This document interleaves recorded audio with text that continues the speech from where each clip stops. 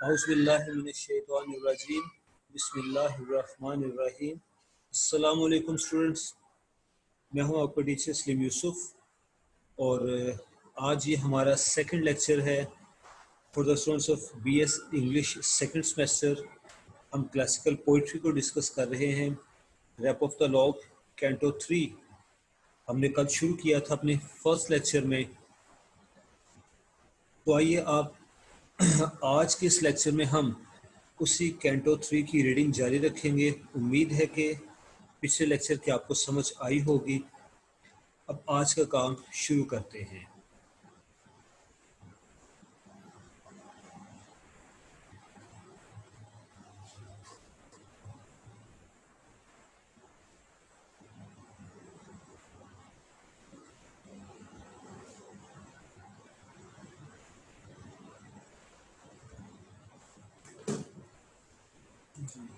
मैं ज़रा पेज तलाश कर लूँ, 1 मिनट का टाइम मैं लूँगा आपसे।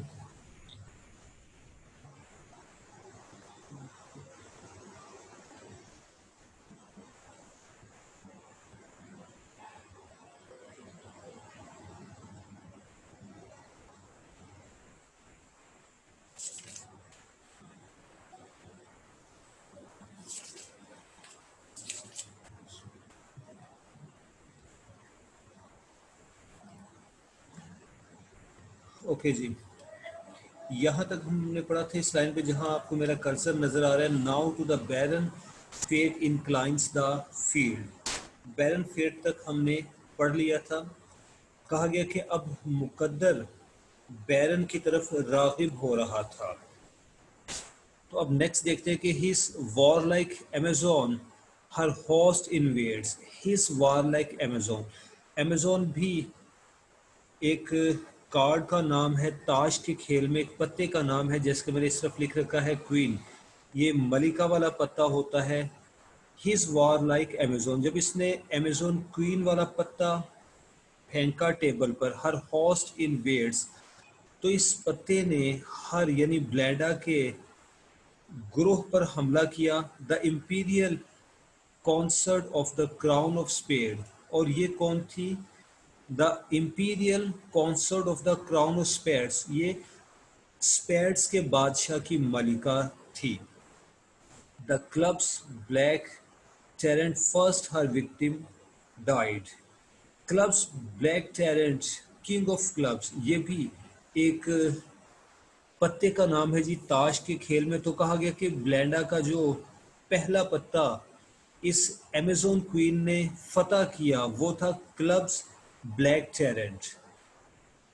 स्पाइट ऑफ इस हॉटी मिन, यहाँ मिन से मुराद है अंदाज।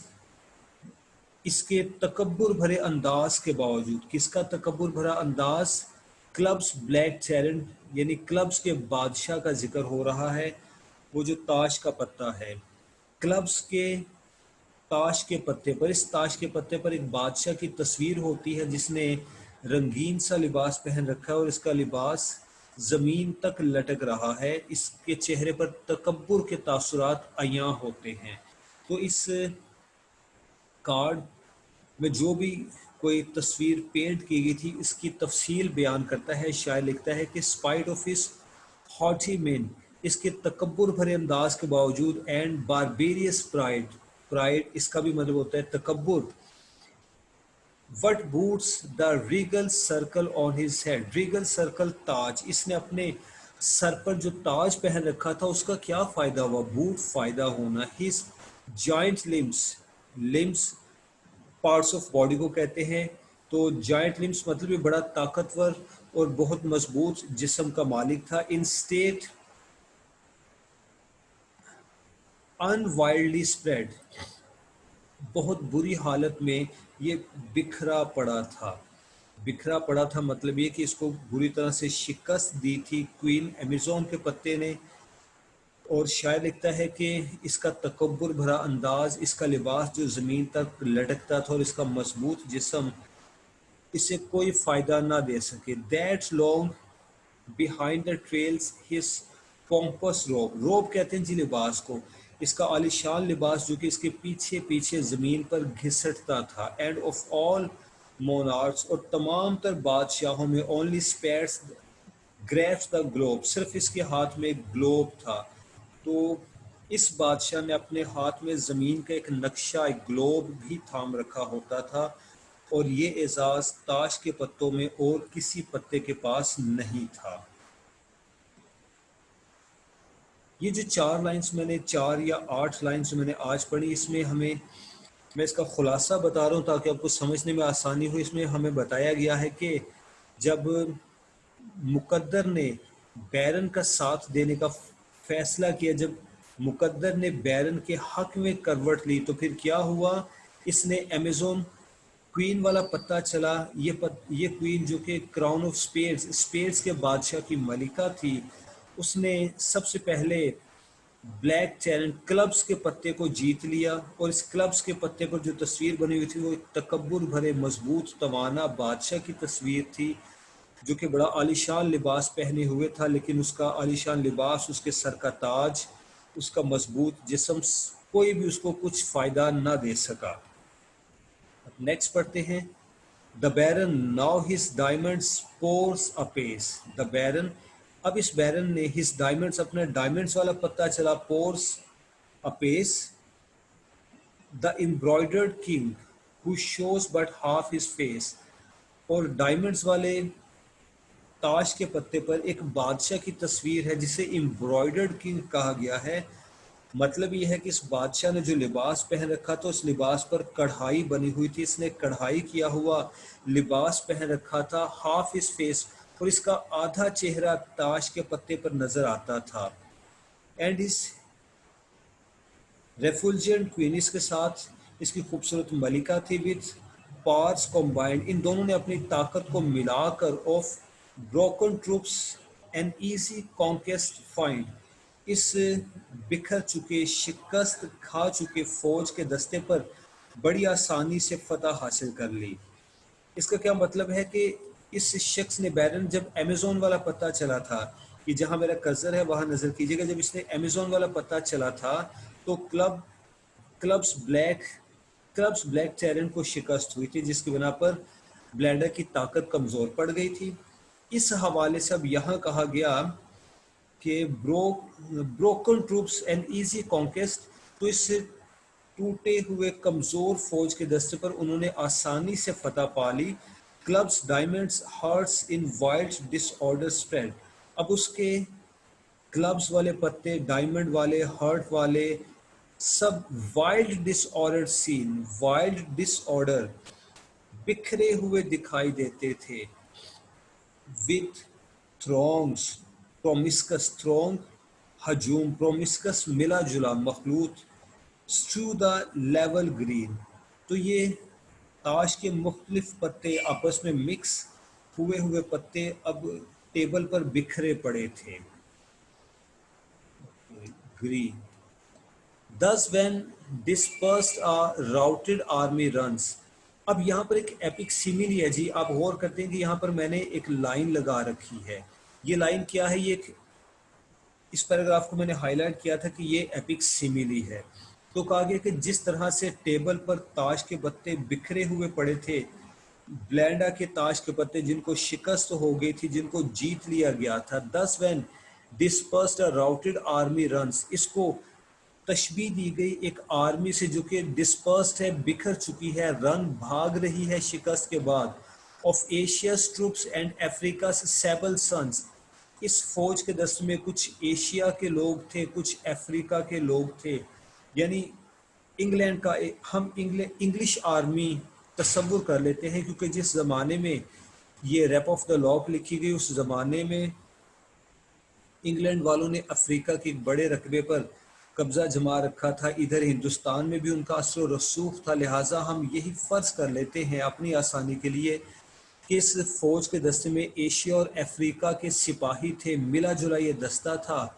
जब इसको शिकस्त हुई तो ये दस्ता बिखर गया और भागने लगा। With like confusion different nations fly, मुख्तलिफ कौमों से ताल्लुक़ रखने वाले ये फौजी भाग रहे थे कन्फ्यूजन में, अफरा तफरी में, ऑफ वेरियस हैबिट्स, यानी मुख्तलिफ समाज, मुख्तलिफ आदात से ताल्लुक़ रखने वाले, एंड वेरियस डाई, मुख्तलिफ रंगों नस्ल से ताल्लुक़ रखने वाले ये सिपाही जो कि एक फ़ौज का हिस्सा थे, शिकस्त खाने के बाद ये जिस तरह से भाग रहे थे, ये एक सिमिली हमारे सामने पेश की गई। The पिस्ट बैटेलियंस disturb fall, बैटेलियंस disunited fall, और ये जो फौज का दस्ता था ये बिखर कर गिर गया था। In heaps on heaps one fate overwhelms them all. In heaps on heaps यानी मरने वालों का ढेर लगा हुआ था। अगर हम फौज की बात करें तो एक फौज का अक्स, एक फौज का कॉन्सेप्ट हमें दिया गया जिसमें एशिया और अफ्रीका के सिपाही शामिल थे। इस फौज को शिकस्त हुई तो वो कंफ्यूज होकर बौखलाकर बिखर गई और इसके सिपाही भागने लगे।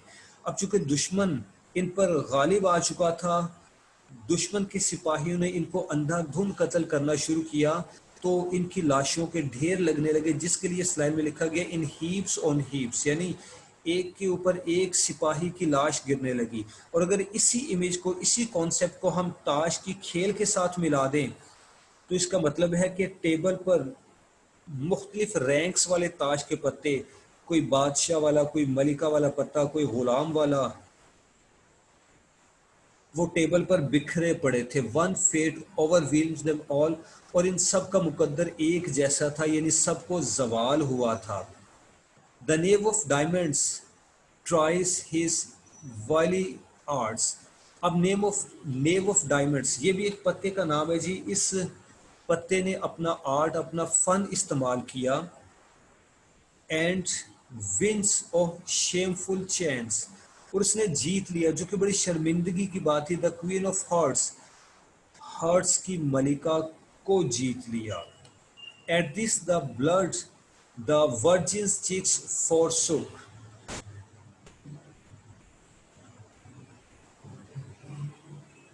फॉरसुक मीन्स डिपार्ट, रवाना हो गए, चला गया। इस लम्हे ब्लेंडा के रंग उड़ गए, उसके चेहरे पर से खून खुशक हो गया, उसकी रंगत जर्द पड़ गई परेशानी से, क्योंकि अब उसको अपनी शिकस्त दिखाई देती थी। अ levied plainness spreads over all हर लुक, और उसकी, इसका भी वही मतलब है पूरी लाइन का कि उसके चेहरे का रंग जर्द पड़ गया क्योंकि उसको अपनी शिकस्त दिखाई देती थी। She sees and trembles at the approaching ill. She sees वो देखती है, एंड ट्रेम्बल्स और वो कांप उठती है, एट द अप्रोचिंग इल उसकी तरफ बढ़ती हुई शिकस्त को देखकर। इल यहाँ मतलब बीमार नहीं है, इसका मतलब है शिकस्त। जब उसने शिकस्त को अपने तरफ आते हुए देखा तो वो खौफ से कांप उठी, उसका चेहरा खौफ से जर्द पड़ गया। Just in the jaws of ruin, उसने खुद को तबाही के जबड़ों में पाया, उसने खुद को तबाही के बहुत करीब पाया। And codille, codille means defeat, और उसने खुद को शिकस्त के करीब पाया। And now as oft in some distempered state, distempered disorder, अफरा तफरी, दरहम बरहम, और अब चूंकि वो एक डिसऑर्डर स्टेट में थी, अफरा तफरी में, दरहम बरहम स्टेट में थी। On one nice trick depends the general fate, तो एक तरतीब, एक चाल पर उसकी फेट, उसके मुकद्दर का इन्हिसार था। An ace of hearts steps forth, अब एस ऑफ हार्ट्स वाला पत्ता चला गया, चला, स्टेप फोर्थ यानी आगे बढ़ा। The king unseen love in her hands, दूसरी तरफ इसके हाथ में, ब्लेंडा के हाथ में किंग वाला एक पत्ता था जो कि अनसीन था, यानी नाइट्स को, उन दो लड़कों को नहीं पता था कि इसके पास अभी भी बादशाह वाला एक पत्ता है। उन्होंने हार्ट्स, एस ऑफ हार्ट्स वाला पत्ता चला, जबकि इसके मुकाबले में ब्लेंडा के हाथ में किंग, बादशाह वाला पत्ता था। एंड मोर्न्ड हिज कैप्टिव क्वीन, और ये बादशाह जो कि अपनी कैद हो चुकी क्वीन के लिए रो रहा था, आहुजारी कर रहा था। He springs to vengeance with an eager pace, वो उठ खड़ा होता है, टू वेंजेंस बदला लेने के लिए, विद एन ईगर पेस, बड़ी बेताबी के साथ, तेजी के साथ, यानी वो तेजी के साथ मैदान जंग में आगे बढ़ा अपनी मलिका को कैद से छुड़वाने के लिए, आज़ाद करने के लिए। And falls like thunder on the prostrate ace, और वो बिजली की मानिद, आसमानी बिजली की मानिद इस एस के पत्ते पर जाकर गिरा। प्रोस्ट्रेट लफ्सी मतलब होता है सजदे में होना, यहाँ पर इसका मतलब है लेटा हुआ होना या गिरा हुआ होना।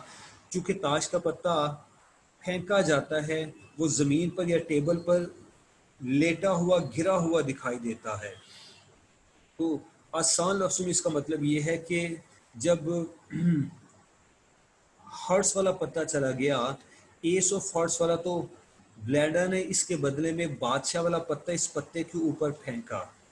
The nymph exalting fills with shouts the sky. The nymph exalting fills the shouts with shouts the sky. और इस ब्लैंडा ने फतह की खुशी में एक चीख बुलंद की जो कि आसमानों तक बुलंद हुई।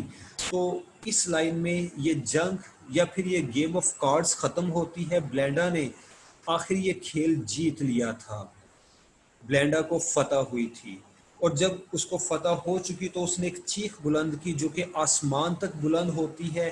The wall the woods and long canals reply, यहाँ तक कि इसकी आवाज़ की गूंज दीवारों से टकरा कर आती है, जंगल से टकरा कर आती है।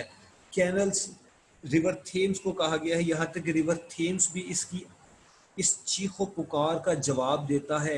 यानी जंगल गूंज उठता है, दीवारें लरस जाती हैं, रिवर थेम्स भी इस आवाज की गूंज पैदा करता है, दूर तक इसकी आवाज जाती है। और इसमें तंज है, मिजाह है।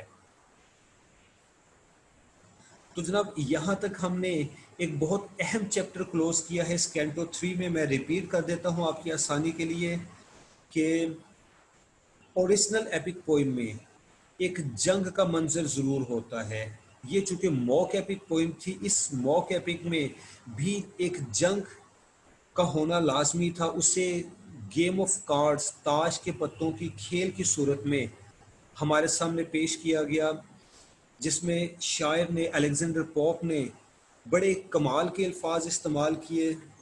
बादशाह, मलिका और ग़ुलामों के आगे बढ़ने का मंजर, फिर उनका एक दूसरे पर हमला करना, एक दूसरे को बिछाड़ देना, खुद भी कैद हो जाना, कभी दूसरों को कैद कर लेना, इसमें बड़ा इंटरेस्ट था, इसमें दिलचस्पी थी, एक थ्रिल, जैसे कि वाकई एक शख्स कोई जंग देख रहा हो। आखिर इस जंग में ब्लैंडा को फतह होती है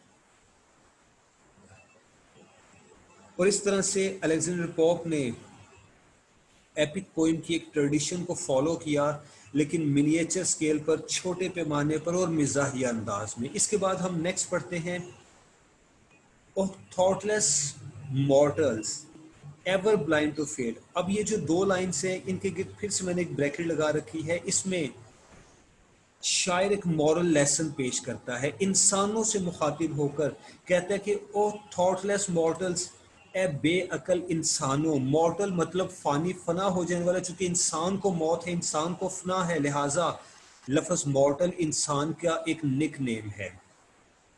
और थॉटलेस बेख्याल यानी बेअकल। तो उसने कहा कि अगर अरे बेअकल इंसानों, एवर ब्लाइंड टू फेट, तुम्हें तो पता ही नहीं तुम्हारा मुकद्दर क्या है, तुम्हें कभी पता नहीं था कि तुम्हारा मुकद्दर क्या है, तुम अपने मुकद्दर से ला इलम हो। Too soon dejected and too soon elate. Dejected अफसुर्दा होना, इलेट खुश होना, कि तुम बहुत आसानी से बहुत जल्द खुश हो जाते हो और इतनी ही आसानी से तुम अफसुर्दा मायूस भी हो जाते हो। यानी ताश के गेम में फतह हासिल करके ब्लैंडा समझी कि शायद उसको सारी दुनिया मिल गई हो, उसने खुशी से चीख बुलंद की, वो बड़ी आसानी से और बड़ी जल्दी खुश हो गई थी। लेकिन उसको अपने मुकद्दर का इल्म नहीं था कि आगे इसके लिए डिजेक्शन, अफसुर्दगी, मायूसी भी मौजूद है। Sudden these honours shall be snatched away.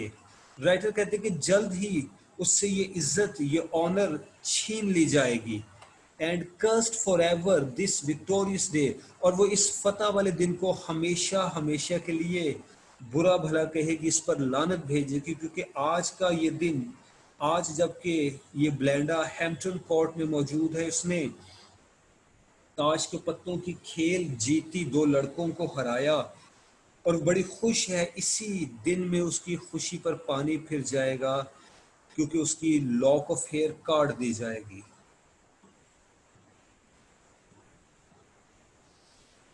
अच्छा जी। ओके नेक्स्ट पढ़ते हैं। O thoughtless mortals ever blind to fate. Okay ये हो गया था। नेक्स्ट पैराग्राफ है, for lo the broad cups and spoons is crowned, the berries crackled and the mill turns round. इन दो लाइंस में शायर ने लफ्जों के साथ बड़ा खूबसूरत खेल खेलते हुए एक मंजर पेश किया, और वो है कॉफ़ी या टी ब्रेक का। इस गुफ्तगू के दौरान कार्ड की इस खेल के बाद कॉफ़ी पेश की जाती है। अब कॉफ़ी कैसे पेश की जाती है, ज़रा गौर कीजिए कि फॉर लो, अरे देखो, the board cups and sponge is crowned. अब बोर्ड पर यानी टेबल पर कप और चम्मच सजा दिए जाते हैं। द बेरिस क्रैकल, बेरिस के चटकने की, फटने की आवाज़ आती है, क्योंकि कॉफ़ी बीन्स से बनती है। पौधे के बीज होते हैं जिनको बेरीज कहा गया है। इनको पहले फ्राई किया जाता है, भूना जाता है। तो जब इनको भूना जा रहा था तो इसके चटकने की, फटने की आवाज़ आ रही थी, बिल्कुल ऐसे जैसे गली में से गुजरने वाला एक रेडी वाला पॉपकॉर्न बनाता है। And the mill turns round, और फिर चक्की के घूमने की आवाज़ आती है, क्योंकि पहले इन बेरीज को, कॉफ़ी बीन्स को भूना जाता है, उसके बाद इनको क्रश करके इसका पाउडर बनाया जाता है। उसको छानते हैं, फिर वो जो पाउडर है वो कॉफ़ी पाउडर कहलाता है। On shining altars of Japan they raise the silver lamp. Altar से यहाँ पर मुराद कुर्बानगाह नहीं है, ऑल्टर यहाँ पर एक स्टैंड को कहा गया है, या फिर एक ट्रे है। जापान के बने हुए एक स्टैंड पर या एक ट्रे पर एक लैंप रखकर रोशन किया गया। द फायरी स्पिरिट्स ब्लेज, आग के शोले दहक रहे हैं, जल रहे हैं। From silver spores the grateful liquid glides. From silver spores, spores कहा गया है उस कंटेनर को, उस बर्तन को जिसमें कॉफ़ी थी, गर्म खौलती हुई कॉफ़ी, जिसको हम अपनी आम जुबान में चैनक कहते हैं। द ग्रेटफुल लिक्विड ग्लाइड्स, ये लिक्विड बाहर आता है। While China's earth receives the smoking tide, जबकि चाइना अर्थ यानी चीनी मट्टी के बने हुए कप्स में, जिसको हम प्रोसलेन कहते हैं, प्रोसलेन कप्स में, चीनी मट्टी के बने हुए कप्स में धुआं उठती हुई कॉफ़ी लिक्विड उंडेला जाता है। At once they gratefully gratify their scent and taste. Their scent and taste का मतलब है their sense of smell and their sense of taste. जैसे ही हर शख्स अपने हाथ में कॉफ़ी का कप उठाता है, या फिर जैसे ही कॉफ़ी उंडेली जाती है कप्स में, तो इन लोगों की सेंस ऑफ टेस्ट और सेंस ऑफ स्मेल को जैसे सुकून मिल जाता है। कॉफ़ी की महक उनको बहुत भली लगती है, इसका मंजर, इसकी रंगत उनको बड़ी अच्छी लगती है। And frequent cups prolong the rich repast. Repast मतलब होता है रिफ्रेशमेंट, खाने पीने का सामान। और फ्रीक्वेंट मतलब एक के बाद एक कई कप कॉफ़ी पी जाती है। Straight hover round the fair her airy band. अब वापस शायर हमें एपिक मशीनरी की तरफ ले आता है। वो जो सिल्फ्स थी, एपिक मशीनरी, जो कि ब्लेंडा की बॉडी गार्ड्स हैं, हमें वापस उनकी तरफ ले आया जाता है। तो शायर कहता है कि अब ये जो सिल्फ्स थी, ये इसके इर्द गिर्द मंडला रही थी।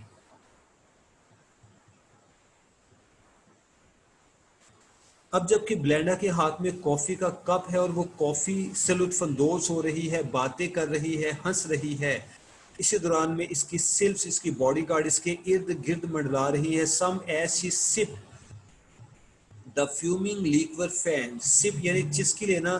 कुछ सिप्स क्या करती थी कि जिस लम्हे ब्लेंडा अपने कप से कॉफ़ी की एक चिस्की लेती थी, वो इसको अपने परों से हवा देकर इसमें से उठने वाली भाप को हटाती थी, इसको ठंडा करती थी। Some over her lap their careful plumes displayed, और कुछ ने ब्लेंडा की गोद पर अपने परों को फैला दिया था। Trembling and conscious of the rich brocade. Trembling कांपते हुए इस एहसास से कि इस ब्लेंडा का रिच ब्रोकेट, इसका कीमती लिबास कहीं ख़राब ना हो, जिस पर कॉफ़ी का कोई एक कतरा ना गिर पड़े। ब्रोकेड मतलब ड्रेस, लिबास। Coffee which makes the politicians wise.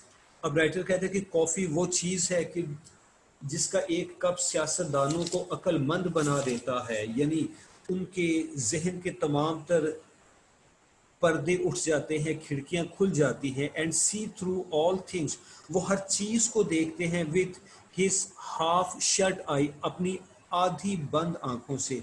एक मिजाहिया सा मंजर पेश किया गया। हम अपने जहन में तस्वुर करते हैं कि एक स्टेट्समैन, एक पॉलिटिशियन है, बड़ी उम्र का बुजुर्ग, वो चेयर पर बैठा हुआ है, उसके हाथ में एक कॉफ़ी का कप है और उसकी आंखें आधी बंद हैं, गोया कि वो गलूदगी में है, आधा सोया आधा जागा हुआ है। वो जैसे जैसे कॉफ़ी के घूंट भरता है, उसके जहन के पर्दे उठते चले जाते हैं, खिड़कियां खुलती चली जाती हैं और वो बहुत तेज़ी से और राइट डायरेक्शन में सोचता चला जाता है। इसका ये मतलब बनता है। अच्छा जी, किधर गया? And see through all things with his half shut eyes sent up in vapours to the baron's brain. तो यही जो कॉफी थी, इसके वेपर्स, इसकी भाप इस बैरन के जहन में भी आइडियाज पहुंचा देती है। न्यू स्ट्रेटजिम, स्ट्रेटजिम जिसको हम स्ट्रेटजी कह सकते हैं, एक नई तदबीर, एक नई चाल उसके जहन में आती है। The radiant lock to gain, और वो तदबीर, वो चाल क्या थी? रेडियंट लॉक के इस ब्लेंडा की ये खूबसूरत शानदार लॉक ऑफ हेयर हासिल की जाए। तो जनाब, कॉफ़ी की तारीफ करने के बाद शायर ने हमें एक डायरेक्शन दी, एक रोड दिया।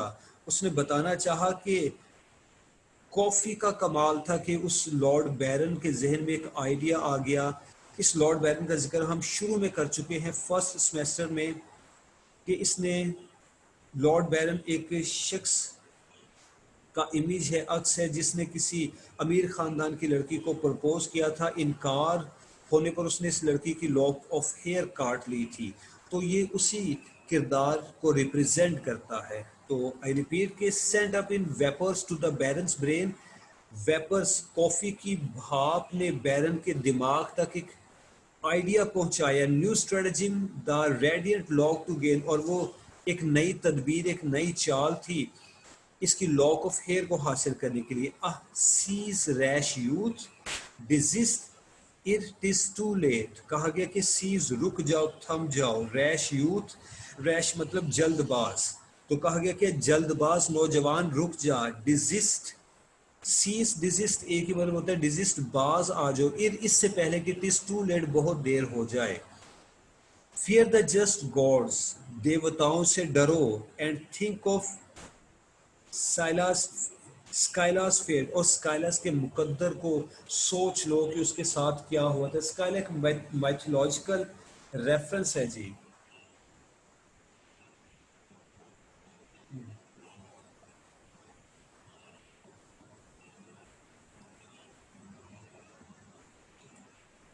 ओके, इस लाइन से आगे पढ़ने, स्काइलास को आप गूगल सर्च पे तलाश करेंगे हुआ स्काइला, या फिर आपने अगर किताब खरीदी हुई है तो उसकी कमेंट्री में आपको इसका जिक्र मिल जाएगा। हम इसकी तफसील में नहीं जाते। Change to bird and sent to flits in air. Okay, ये एक खातून थी जिसको परिंदा बना दिया देवताओं ने उसकी गुस्ताखी, नाफरमानी के बदले में, और उसको छोड़ दिया कि वो हवाओं में उड़ती फिरे। She dearly pays for Nisus injured hair, क्योंकि उसने भी एक देवता नेसू के बालों को नुकसान पहुंचाया था, लिहाजा उसको एक परिंदा बनाकर हवा में उड़ा दिया गया।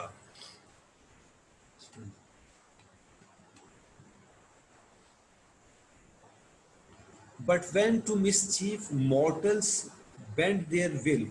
ओके, अब ये शायर पूरी इंसानियत की बात करता है और इस हवाले से अपनी कौम पर भी कीचड़ उछालता है, उसका भी मजाक उड़ाता है। कहते हैं कि but when to mischief mortals bend their will, लेकिन जब इंसान किसी शरारत करने पर बजिद हो जाते हैं, डट जाते हैं, how soon they find fit instruments of ill, तो देखो कितनी जल्दी उनको मुनासिब औजार भी मिल जाते हैं शरारत करने के लिए। यानी जब इंसान शरारत करने का, गुनाह करने का सोच ही लेता है, ठान लेता है, तो फिर शैतान उसके रास्ते खोल देता है और उसको अपनी शरारत पूरी करने के लिए इंस्ट्रूमेंट, औजार मिल जाते हैं, रास्ते भी मिल जाते हैं, उसके मददगार बंदे भी उसको मिल जाते हैं। जस्ट देन, तो फिर उसी लम्हे Clarissa Drew with tempting grace, एक खातून क्लैरिसा उसकी तरफ बढ़ती है विद टेम्पटिंग ग्रेस, बड़ी शान शौकत के साथ, ऐसी शान शौकत के जिसको देखकर कोई मर्द अपनी लाइन से हट जाए, उसके कदम डगमगा जाएं। टेम्प्ट मतलब होता है उकसाना, तरगीब देना। A two edged weapon from her shining case, case मतलब होगा उसका पर्स, उसने अपने पर्स में से, अपने चमकदार पर्स में से दो कोनों वाला एक हथियार निकाला। टू एज्ड वेपन मतलब scissors, a pair of scissors, एक कैंची निकाली। So ladies in romances assist their knights, कहा गया कि इसी तरह से तो खवातीन भी पुराने ज़माने के रोमांसिस में अपने नाइट्स की मदद किया करती थी, यानी मिडल एजिस के ज़माने में खवातीन महबूबाएं अपने नाइट महबूब की मदद किया करती थी जब वो जंग पर जाया करते थे। Present the sphere and arm him for the fight, वो उनको नेज़ा पेश करती और उनके औजार, उन हथियार उनके जिस्म पर बांधा करती थी जब वो फाइट के लिए जाया करते थे। तो इस क्लैरिसा की इस हरकत को एक माइथोलॉजिकल रेफरेंस दे दिया गया, हिस्ट्री से एक रेफरेंस दे दिया गया कि इस क्लैरिसा ने इस अंदाज में एक कैंची लॉर्ड बैरन की तरफ बढ़ाई जैसे पुराने ज़माने की कहानियों में ख़वातीन अपने नाइट्स की सपोर्ट किया करती थी जब वो जंग के लिए जाया करते थे, तो उनकी तैयारी में उनकी मदद करती थी। He takes the gift with reverence, उसने बड़े शुक्रिया के साथ, रेवरेंस लफ्ज़ में होता है अदब एहतराम, उसने बड़े शुक्रिया के साथ, अदब एहतराम के साथ ये वेपन वसूल किया। And x tends the little engine on his fingers and, और इसको अपनी उंगलियों पर चढ़ा लिया। लिटिल इंजन, इस कैंची को कहा गया कि इस कैंची को अपनी उंगलियों में चढ़ा लिया। दिस जस्ट बिहाइंड ब्लेंडास नेक ही स्प्रेड, और इस कैंची को उसने ब्लेंडा के बालों के पीछे फैलाया, यानी इसको खोला। As over the fragrant streams she bends her head, fragrant streams coffee को कहा गया है, यानी खुशबूदार कॉफी पर जब वो अपना सर झुकाती थी, जिस लम्हे वो अपना सर झुकाती थी, तो उस लम्हे इसने कैंची को उसकी गर्दन के करीब, उस बालों के लट के करीब खोल दिया। This just behind Blanda's neck he spread, as over the fragrant streams she bends her head. Swift to the lock a thousand spirits repair, तो कहा कि उस लम्हे हजारों की तादाद में ये सिल्फ्स उसकी लॉक ऑफ हेयर की तरफ बढ़ी इसको कैंची के वार से बचाने के लिए। A thousand wings by turns blow back the hair, और हजारों परों की हवा से इस बालों की लट को उड़ा दिया गया, बिखेर दिया गया। And thrice they tweak the diamond in her year, तीन मरतबा उन्होंने इसके कान के बुंदे को खींचा। थ्राइस शी लुक बैक, तीन मरतबा ब्लेंडा ने पीछे मुड़कर देखा। एंड थ्राइस द फू ड्रू नियर, और तीन मरतबा उसके दुश्मन उसके करीब आया। यानी एक मिजाहिया सी सिचुएशन पैदा की गई कि वो जो सिल्फ हैं, वो जो एपिक मशीनरी है, वो इतनी बेबस है, कहने के वो बॉडी गार्ड्स हैं ब्लेंडा के, लेकिन वो इतने बेबस हैं कि वो ब्लेंडा के लिए कुछ नहीं कर सकती। ना तो वो ब्लेंडा को बता सकी, और ना ही वो इसकी लॉक ऑफ हेयर को बचा सकी, ना ही वो इस बैरन का मुकाबला कर सकी। उनकी ज़्यादा से ज़्यादा ताकत क्या थी कि उन्होंने अपने परों की हवा से इस लॉक ऑफ हेयर को बिखेर दिया ताकि वो कैंची की जद में ना आए, बाल अलहदा अलहदा होके उड़ने लगे। तीन मरतबा उन्होंने इसके कान के बुंदे को खींचा, तीन मरतबा ब्लेंडा ने पीछे मुड़कर देखा, और तीन मरतबा उसका ये दुश्मन एक कदम पीछे हटा, फिर आगे आया, पीछे हटा, फिर आगे आया, और ये बड़ी मिजाहिया सी सिचुएशन चल रही थी। अच्छा जी, तो स्टूडेंट्स आज का ये सेकंड लेक्चर हम यहाँ पे स्टॉप करते हैं। उम्मीद है कि आपको इसकी समझ आई होगी। अब आज के लिए अपने टीचर को इजाज़त दीजिए।